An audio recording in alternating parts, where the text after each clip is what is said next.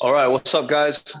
Welcome to the Flow Discourses podcast, a podcast dedicated to people and discussions that will help you expand your knowledge, your awareness, and your wisdom.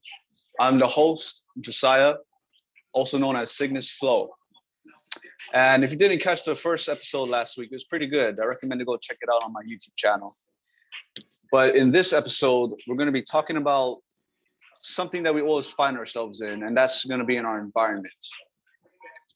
Now, when we take a look at our environment, there's two things that you want to ask yourself. The first question is, where do you find yourself currently at this moment? Maybe you're inside your car, maybe you're at home, maybe you're somewhere outdoors, but take a look around you. Observe the environment. What do you notice is around you? The second question that we want to ask, or actually, you know what, it's actually three questions instead of two. The second question would be, okay, you're talking about environment, and I've heard about adapting to my environment. So the question would be, how does one adapt to their environment? Now, on the opposite side, there's going to be another question. And that question is probably what most of us want. And that is, how do me as an individual influence the environment around me? And there is a difference between adapting to your environment and actually having the power to influence your environment. So we're going to be going over that. But first, when it comes to environment, I'm always going to go with the definition. Now, this definition is taken off of dictionary.com. So the word environment, the surroundings / conditions in which a person, animal, or plant lives or operates. Second, natural world as a whole or a particular geographical area, especially as affected by human activity. Now, I'm gonna go based off that second definition. Now, when it comes to your environment, ultimately, the environment that you should be able to influence ultimately is your environment.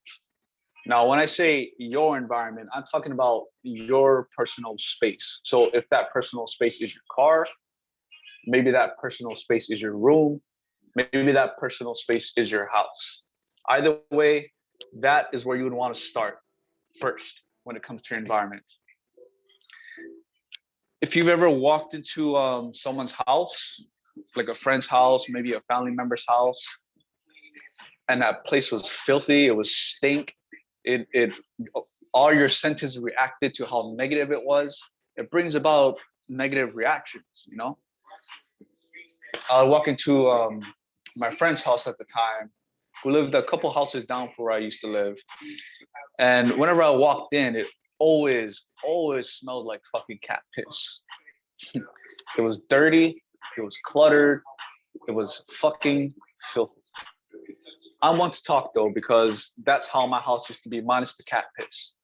However, you can see already that how the environment can influence you just by how messy or even clean it is. There's times where I've even walked into people's houses where it's immaculate. It was clean, it was sharp, not so cluttered, it was fresh, the scent was there. So there's a big difference between that.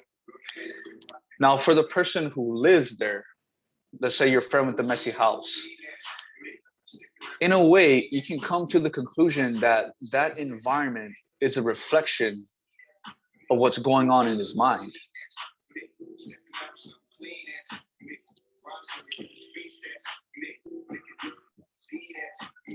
Ghetto language has a ghetto mindset. A dirty environment controlled by a person has a dirty kind of mindset. And I don't mean dirty as in cheat, steal, kill. No, I just mean dirty as like no responsibility, no control, no ability to actually tighten up their environment or tighten up their mind, therefore tightening up their environment.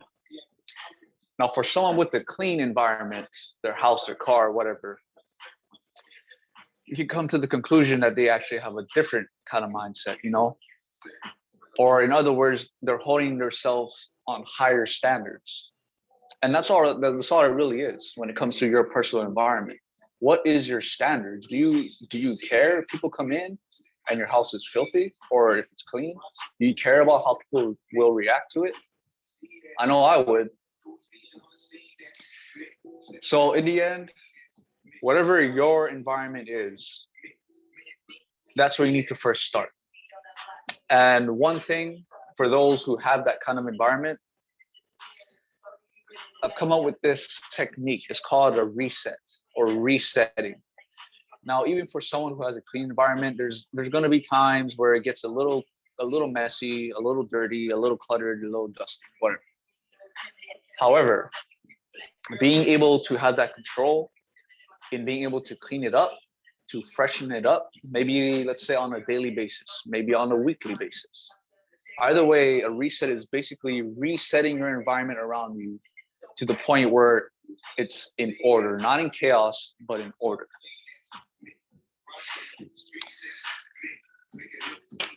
Let me take a look at my notes here. So yes, your environment is a reflection of your state of mind. It'll be a reflection of your thoughts. It'll be a reflection of your room, what I just talked about, your house, your car, and even your choices, your activities, and your friends. And of course, your thoughts. Now, when it comes to the external environment, so let's say you go to work. Work is a different environment. If you go hiking, let's say, that's a different kind of environment. If you go to the club, if you go to a strip club, that's a different environment. Now, every environment has elements, has a lot of factors going on, depending on the scenario, the context, or whatnot. But the common denominator is that there are elements and factors that go on in an environment. Now, when you find yourself in an environment, let's say you join a new job, one, obviously it's a new environment, but two, you're going to have to learn to adapt to that environment. And whenever we move environments, there's always things that we can take with us, whether that environment was good, whether that environment was bad. Regardless, there's always things that we can take us every time we hop from environment to environment. Let's say that you practice the technique of resetting your environment, your personal, we'll call it your personal space. You take time to reset that. If you was to go to work and it was a messy environment, you take what it is that you have with you, which is the technique of resetting, and using that to be able to reset the environment, your work environment or whatnot. But here's the thing. When it comes to an environment that's not your personal space, there's a certain amount of control that you can extend to it. So there's an extent to that control. You're not trying to take over the environment. You're not trying to take over the workplace, but you are trying to influence. So when we talk about adapting to environment, it's basically learning who's who. It's learning the rules, the do's, the don'ts, the things that you can get away with, the things that you can't. Now, when it comes to influencing your environment, that is dealt more on the basis of communication. Now, if you can't communicate, if you're unable to communicate, if it makes you shy, if it makes you anxious, nervous, well, then you're as good as dead. To the degree that you can or cannot communicate is to the degree that you're either dead or living. Now, that quote was paraphrased, but that quote is from L. Ron Hubbard. And if you don't know who that is, well, go and look him up.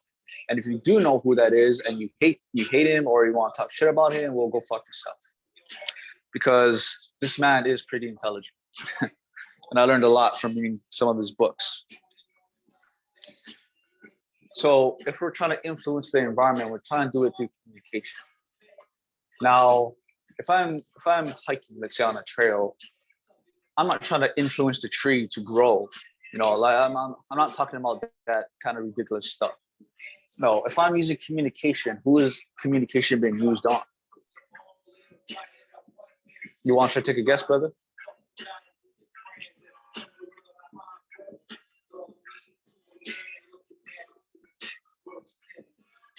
Communication, or the influence through your communication, is being used on people. The people in that said environment. If you're at work, you obviously working with coworkers, a certain amount. You get to know about them, you talk to them, you learn about them. That is who you're trying to influence. If someone like Donald Trump, the president, the real president of the United States, not Joe Biden, fuck Joe Biden, but if Donald Trump was to walk into a work environment or to any kind of environment that he may find himself in, whoever is there would be influenced by him so much, just off of reputation and prestige.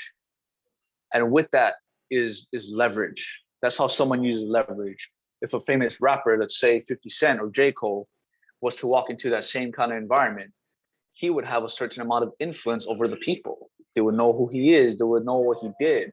They would know him based off his reputation, therefore giving him leverage to influence the environment. And he could influence it however he would want. Now, for someone like us, let's say, who doesn't have, let's say, that kind of prestige or reputation yet, there's ways about going about this, about influencing your environment. One of the ways, again, I learned this technique from L. Ron Hubbard. It's called the Doctrine of the Stable Datum. And actually, it's from this book right here. You can't read the title because it's just a picture, but it's called The Problems of Work. And in it, he goes talking about the doctrine of the stable datum. Well, first off, what is a datum? You can think of datum as an idea, let's say a belief. It doesn't have to be the right kind of belief. It doesn't have to be the right kind of idea. However, it's still an idea. It's still a datum that you take in. And with that datum is how you build the rest of your actions and choices off of that. It's how you gather data. Now, if that datum or that idea is unstable in its foundation, then you can either one, replace it and get rid of it, or two, bring it back into, I guess you can say, your mind. Okay, so that's what a datum is. Now, the doctrine of the stable datum consists of this. Just three simple things. You'll need to have the ability to start something, to change something in time and space, and to stop it. So start, change, and stop. And this can be simply seen in the simple turning of a wheel when you drive. As you're making a turn, you're starting to turn the wheel. You're literally changing it in time and space. And then you're stopping, and then going back to driving. Me hitting this vape, I start by picking it up. I change its position in time and space as well as mine. And then I stopped it by putting it back down. Now, on the surface, this doctrine may seem so simple, so basic. How is it going to help me in influencing my environment? Well, for one, if you're effective and you're aware in being able to start, change, and stop something, let's say resetting your environment. In order to reset your environment, you need to start it, you need to change everything in position, and then you stop. You've resetted your environment. Now imagine doing that at a workplace. It is, brother. I would highly recommend it. Check it out when you can. But if you have the ability and the awareness to do that, then you have control. And control is what we're looking for. Control is what we want. Now, like I said earlier, control can only go to a certain extent. In your personal environment, you have a lot of control, 100% control, basically. But somewhere in the workplace, you'll find that you don't have as much control as you would want, or as much control as you thought you'd have. However, simply having that control of being able to start, change, and stop something is enough. So when I started at my job, I'm a line cook. When I started at my line job, it's like every restaurant that I've been to, it always starts off a little bit messy, you know?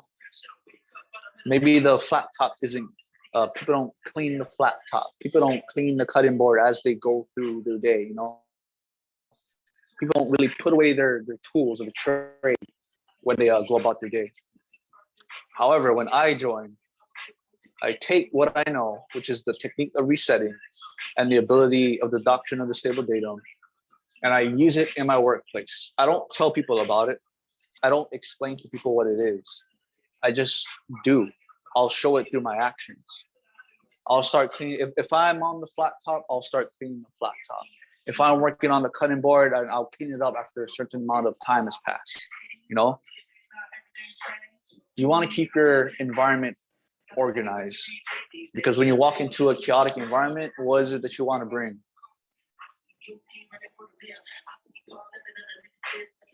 Host, brother. Oh, there he is. Host, brother.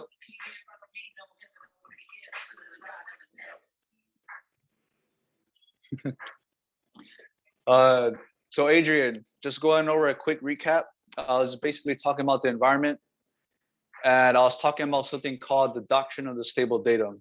It only consists of being able to start something, to change something in position and in time, and to stop it. You can see it in the basic simple turning of a wheel.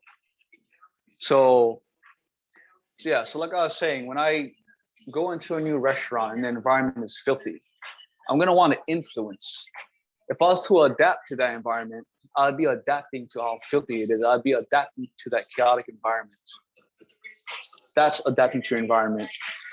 And adapting and influencing your environment is not the same thing. In order to influence your environment, I'll find myself in a dirty restaurant.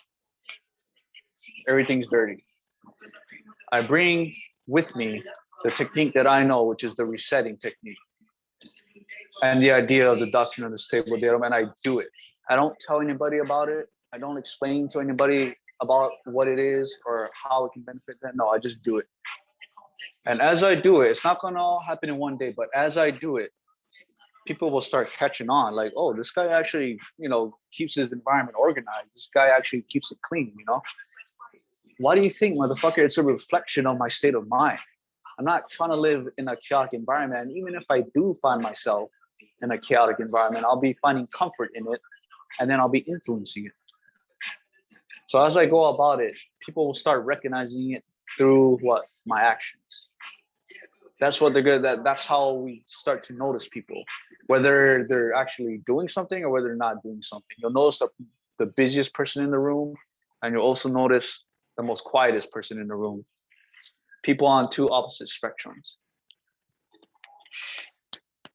Before I go on, though, is there any questions? Jason, Adrian? If not, I'll just keep continuing. Well, yeah, I have a question. Yeah, go ahead, brother. Say if you're like in an environment that you're working at, and let's say your job, for instance, and you notice that it's kind of, well, not filthy, but it does have some elements that are filthy. How would you go about influencing it to make it better? If you're not really, let's say, in a position of, let's say, of a lot of influence. So let's say, like, for example, I work at a strip club, and I've noticed that a lot of times it's, a strip club is a very, like, if it's not a very top class one, it's ghetto. So this one's kind of like on the border of being ghetto and being nice. So it's kind of like there are elements of filthy, and I'm in charge of cleaning it, some of it. So how would you go about like influencing it to be cleaner?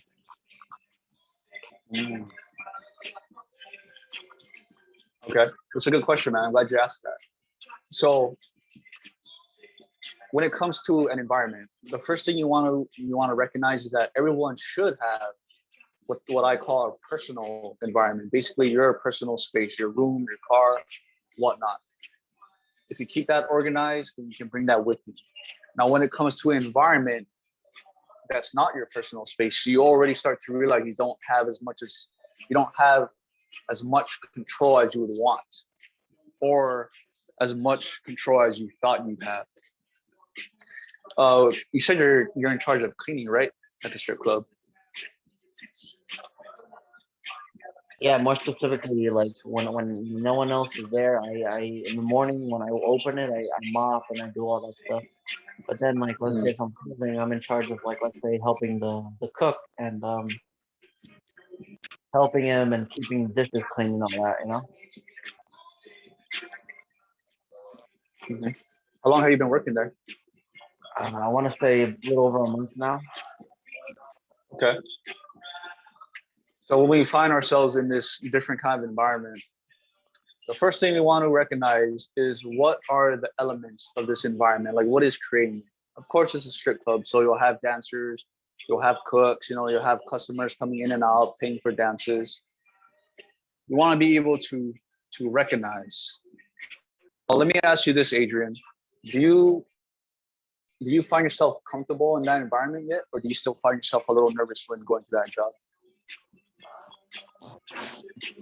Um, it's hard to. Here's the thing: is that I find I'm comfortable, but here's the thing: is that I'm afraid of becoming comfortable because I'm afraid that I'm gonna be influenced negatively. To maybe do things that are not ethical. And like I noticed that being in that environment for a long time, like I only work there like 3 days a week. Mm-hmm. And since working there, it's kind of thrown me off of, like, my state of mind. Like I become kind of like negative while I'm working there. Mm-hmm. I don't know if it's Uh, because things no, like go ahead. that. Maybe it's the girls that are affecting me. Maybe it's just All right. or maybe it's just the fact that I'm working there 15 hours sometimes a day. Mm-hmm. Mm-hmm. What I find is that I tend to, like, get into negative thought patterns sometimes. But then there are days, like, let's say the first day that I'm there, I can actually, I feel good. I can get the job done, and it feels good. And the people there are not horrible, but it really just depends on the day. Some days like some days it's like easier than others. Yeah, automatic. Some days it's just I just don't want to be there. Yep, I feel you on that. I'm pretty sure anyone who works a typical 9 to 5 job can definitely relate to that. Yeah. So, okay, so you're cleaning your environment, you're working at the strip club, and there's all these elements going on, which is why you're having this battle in the first place when it comes to environment. There's all these elements going on, women dancing, partying. It's different compared to a quiet environment. So being able to have influence on that kind of environment starts with influencing who? It's influencing the people in the environment through communication. And it's not just talking to them. I mean, of course, talk to them, like get to know every worker there, have them get to know you as well. But as I was saying before, when I enter a dirty restaurant environment, I'm also communicating through my actions, cleaning everything up. So you're cleaning everything up or whatnot.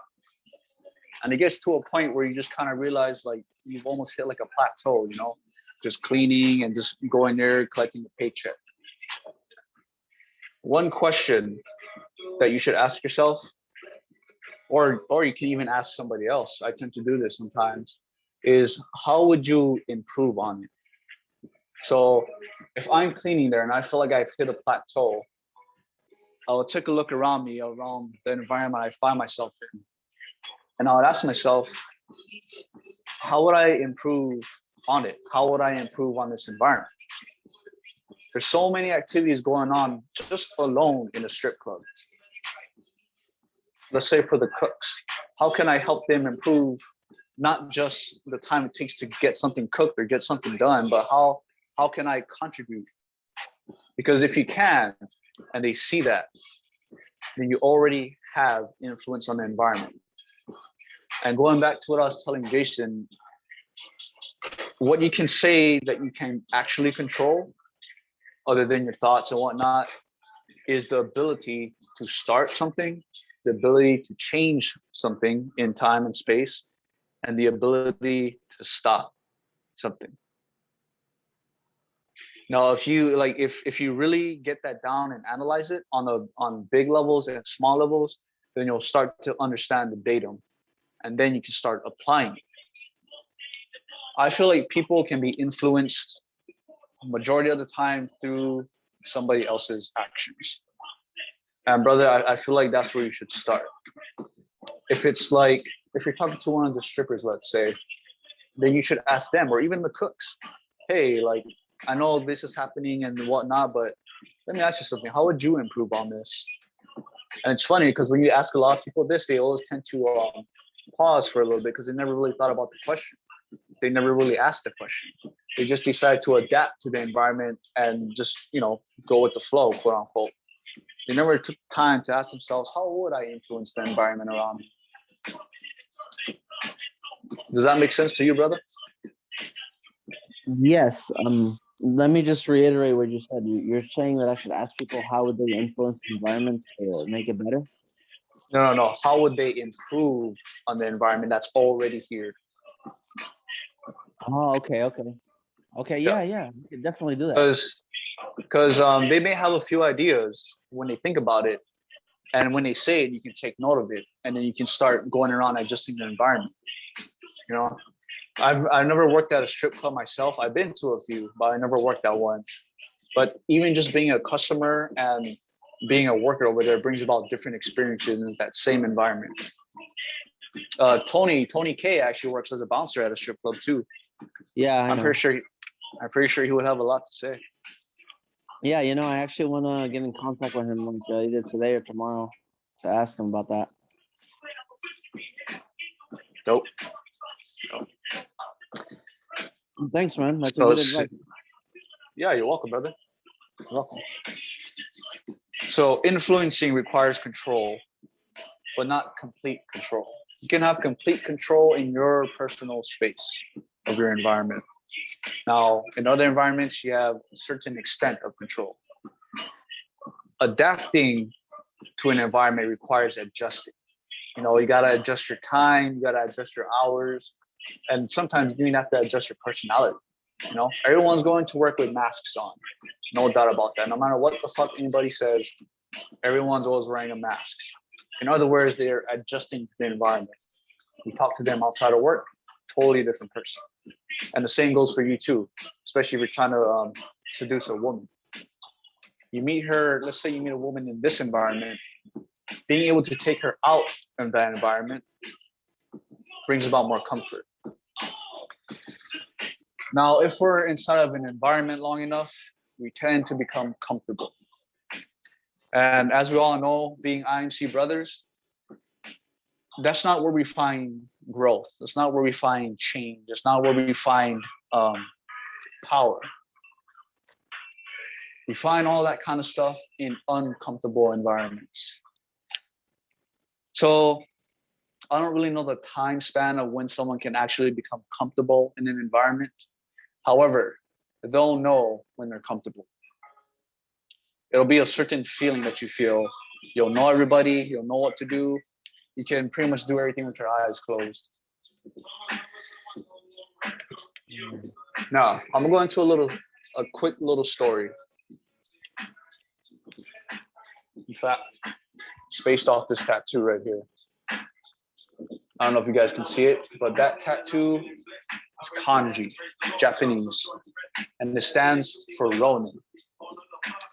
Now, maybe you have, or maybe you haven't done research, but a Ronin can literally be defined as a wave man. And back in those days, the Edo period, a Ronin was a samurai without a master.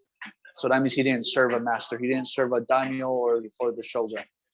He would drift, hence the term wave man. He would drifting into different environments. as he went. Now, when it comes to being comfortable in an environment, I like to take that as maybe it's time to leave that environment. If you're working a 9-to-5 job, but you know that you can do better, and you just keep hopping from job to job, there's gonna come a point where you get fed up with it. You get fed up with working the same type of job but in different environments. I've been working as a restaurant cook for over 6 years, and no matter which environment I found myself in, there's always commonalities to it. There's still differences, different people, different foods, different things to do. However, there's still the similar elements, chaotic elements, if you will. Now, finding yourself in that environment where you're comfortable in is going to require for you to be uncomfortable again. Hence the term, hence the reason to change environments.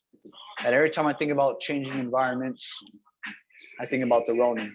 Because the Ronin was a wondrous drifter. The only difference between a Ronin and us today is that a Ronin, when he had no master to serve, he had no daimyo, he had no purpose. And that's why a lot of Ronins will end up poor, they would end up as bandits, they would end up as outlaws. Us, even though we may be drifting, we're drifting with purpose. There's a reason why we don't stay in the same environment. And that's because we don't want to become comfortable in the environment. We don't want to become comfortable to the point where there's no growth, there's no change, there's no involvement. You only find that in discomfort. And new environments bring new experiences. It has to. I feel like you can have a similar experience, but it will never be the same. It'll always be different. And the moment that you feel that anxiety inside about, maybe I should try this job instead of that. Maybe I should go do this with someone instead of that. Maybe I should go hiking instead of going drinking and smoking after work, staying up at 2 a.m. in the morning. All of that is different environments. And if you was to do each one, it would bring about a different experience with each. Okay.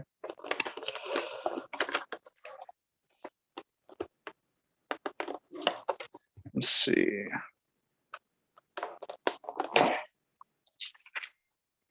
If you guys have any questions, then just go ahead and shoot.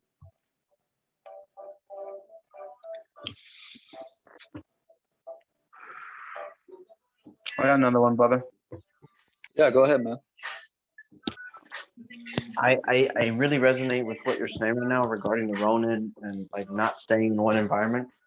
Because I'm kind of getting to that point where I'm kind of like, I've been to a lot of 9-to-5 jobs, and with me, it's kind of like a weird mixture of I'm becoming comfortable, but it's like, it doesn't mean that I'm killing it, because it's like, it's more like the longer I stay at a job, the more I start to kind of have this like feeling of resentment toward it. Like I just want to, like, I feel trapped, and I start like maybe that's either I should leave or it means that I should overcome it and be the best worker there. I want to ask you, like, maybe in private to see what you think, but my question is this: is that at what point do you need to keep changing your environment and still become stable? Because let's say if you change your environment to the point of you're always wandering to different places, how do you build a foundation for yourself if you're always going to place? You know what I mean? Well, that, my friend, comes with purpose. If you're just hopping job to job, like, oh, I'm just trying to collect a paycheck, technically that's a purpose.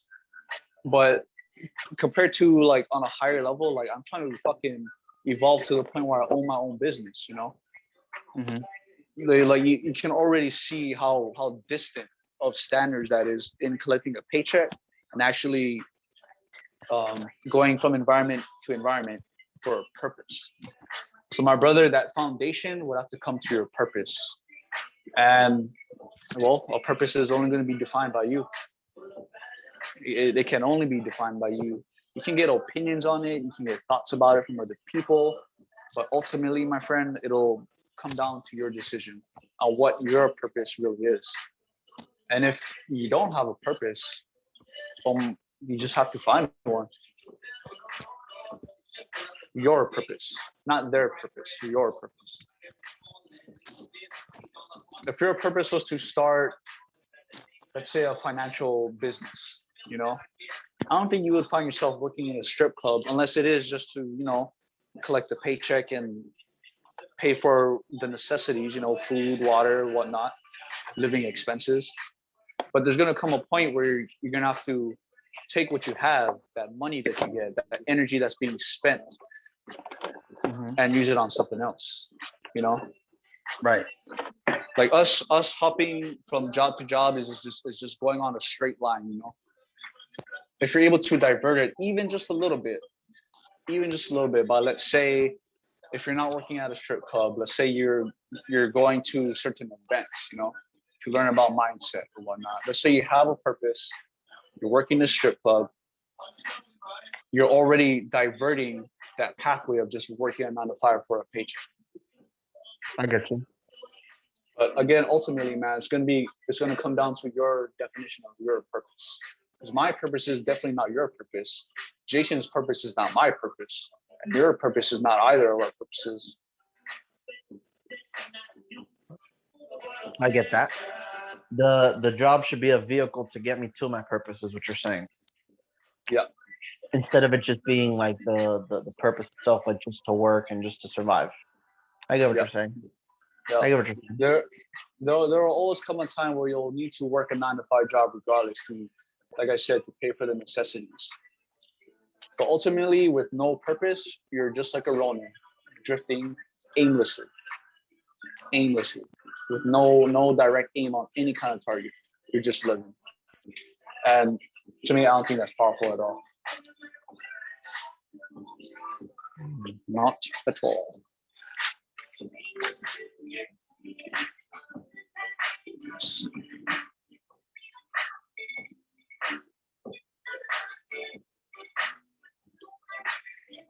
I'm gonna just read Now, this. well, I just wanted to reinforce something so that I can really intensify what you're saying. Technically, you're right. The Ronin isn't powerful in that sense. But let's say, if let's say a Ronin his purpose was to be the most powerful samurai, and he chose that lifestyle of being a Ronin, then that purpose would make him powerful because that's his purpose. By him wandering around, he would be fighting everybody. Yeah. Mm-hmm. A Ronin like that, I can imagine him like, I'm the most powerful samurai. I'm a Ronin. I serve no one. You need my help? What are you willing to pay for it? That is powerful. I think a Ronin like that is pretty fucking badass. But a lot of Ronins would struggle just for the fact that they had no master to serve, had no daimyo. You know what's funny? It'd be funny if there was a Ronin who, let's say, he reversed it by saying, "I'm the one samurai without a master, but masters will come to me to like, I'm gonna make myself so powerful that they're gonna come to me to beg me for my sword instead." Mm-hmm. Type shit, yeah. Mm-hmm. I believe, if I'm not mistaken, one of the most famous samurai, Musashi Miyamoto. Yeah. He was a Ronin. He was dubbed as a Ronin. Everyone defines him as a Ronin. However, Yeah, he was one of the best samurais that ever lived. In fact, he created the system of fighting with dual swords. And if I'm not mistaken, I believe he served Ieyasu, the guy who basically united Japan. He was serving him at a point during the Battle of Sekigahara. That was the final decisive battle in unifying Japan. Or no, wait. That's wrong, actually. He was serving the opposite team because I remember the person that he was serving, they lost that battle. But regardless, Musashi Miyamoto is considered one of the best samurai that ever lived. Books are written about him. Myths are created around him. Legends are created from him. Yeah. I forgot where I was going with that point, but he's a good example of one of those kind of samurais who are like, I'm a Ronin, but I'm gonna be the fucking best one ever.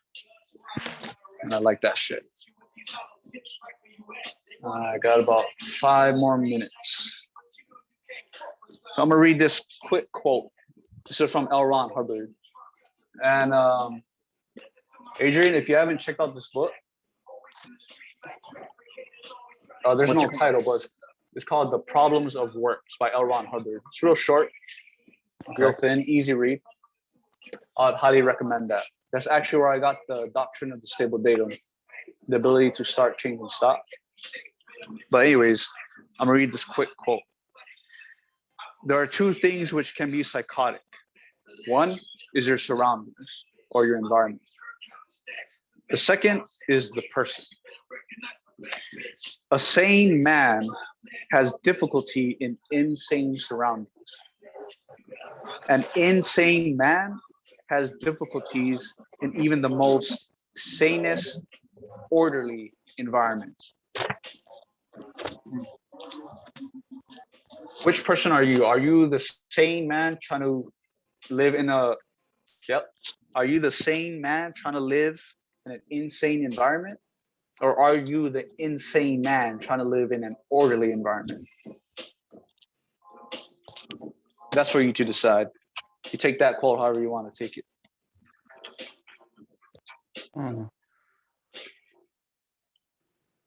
If you're that sane man who finds themselves in a chaotic environment, if you're sane, then you're sane enough to influence that environment.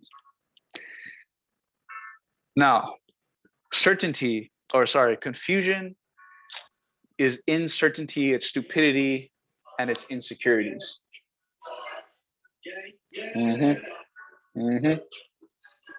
Truth, brother, truth. Confusion is uncertainty, it's stupidity, it's insecurity. That right there is the insane man, the man who cannot or does not know about control. That's the man who cannot start anything, who cannot change anything, and who cannot stop anything. That is the man who cannot control the environment. Certainty is lack of confusion. Intelligence is ability to handle confusion. Security is ability to go through, around, or bring about order to confusion. That's the sane man. That's the man who has control. That's the man who's able to influence his environment. And that, my friends, is all I have for today. If you guys want to ask any last questions or any comments or any kind of discussions, feel free to unmute. Feel free to discuss discourses.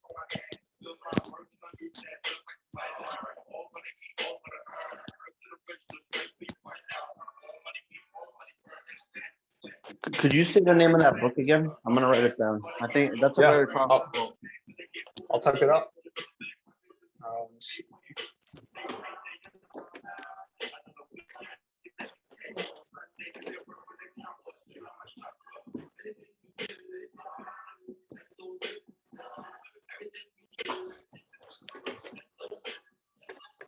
Adrian, I believe you're inside of my Telegram group, right? The Atlas Bibliotheca.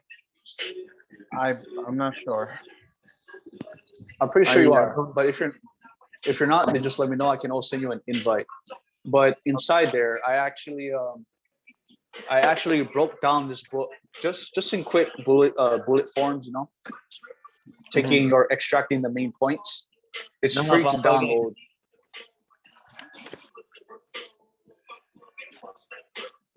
Go ahead, bro. My bad. I'm talking to my dad. Oh, good. So I was able to basically extract the main points from that book and put it in a PDF format and bullet format. And it's free to download. You should go check it out. I think there's 3 other books available for free. And at least with that, if you don't have the book now, at least with that, you can get like the basic idea for the problems of work, you know? Okay.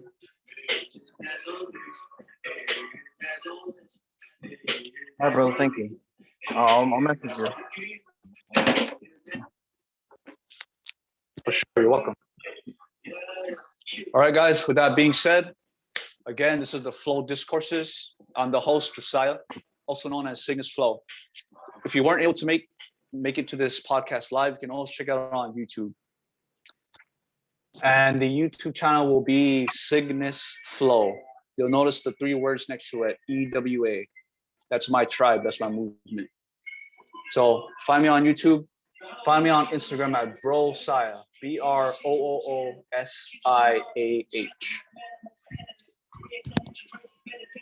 All right, brothers. I'll see you guys next week.